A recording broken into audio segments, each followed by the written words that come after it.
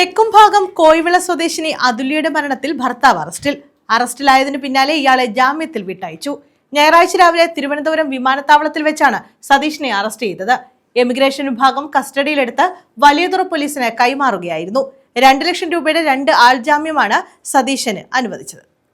കൊല്ലം സ്വദേശി അതുല്യ ഷാർജയിൽ മരിച്ച സംഭവത്തിലാണ് ഭർത്താവ് സതീഷ് ശങ്കറിനെ അറസ്റ്റ് ചെയ്തത്. UAE-യിൽ നിന്ന് നാട്ടിലെത്തിയപ്പോൾ തിരുവനന്തപുരം വിമാനത്താവളത്തിൽ വെച്ച് എമിഗ്രേഷൻ വിഭാഗം ഇയാളെ തടഞ്ഞുവെച്ച് വലിയതുറ പോലീസിനെ കൈമാറുകയായിരുന്നു. ഇയാൾക്കെതിരെ ലുക്കൌട്ട് നോട്ടീസ് നേരത്തെ പുറത്തിറക്കിയിരുന്നു.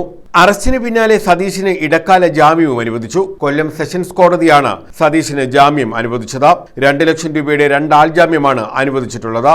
തേവലക്കര സ്വദേശിനി അതുല്യ ഷാർജയിൽ ദുരൂഹ സാഹചര്യത്തിൽ മരിച്ച കേസ് കഴിഞ്ഞ ദിവസമാണ് ക്രൈംബ്രാഞ്ചിന് കൈമാറിയത്. ജൂലൈ 19-നാണ് ചവറ തെക്കുംഭാഗം കോയിവിള സ്വദേശിനി അതുല്യയെ ഷാർജയിലെ ഫ്ളാറ്റിൽ മരിച്ച നിലയിൽ കണ്ടെത്തിയത്. ഭർത്താവ് സതീഷ് ശങ്കറിന്റെ നിരന്തര പീഡനവും ഉപദ്രവവുമാണ് അതുല്യയുടെ മരണത്തിലേക്ക് നയിച്ചതെന്നായിരുന്നു പരാതി. ഭർത്താവിന്റെ ഉപദ്രവം സംബന്ധിച്ച് അതുല്യ സുഹൃത്തുക്കളോട് വെളിപ്പെടുത്തിയതിന്റെ ശബ്ദരേഖയും ഭർത്താവ് ഉപദ്രവിക്കുന്ന വീഡിയോ ദൃശ്യങ്ങളും പുറത്തു വന്നിരുന്നു. സംഭവത്തിന് പിന്നാലെ ദുബായിൽ സൈറ്റ് എഞ്ചിനീയറായ സതീഷിനെ കമ്പനി ജോലിയിൽ നിന്നും പിരിച്ചുവിട്ടു. News bureau, Chavara.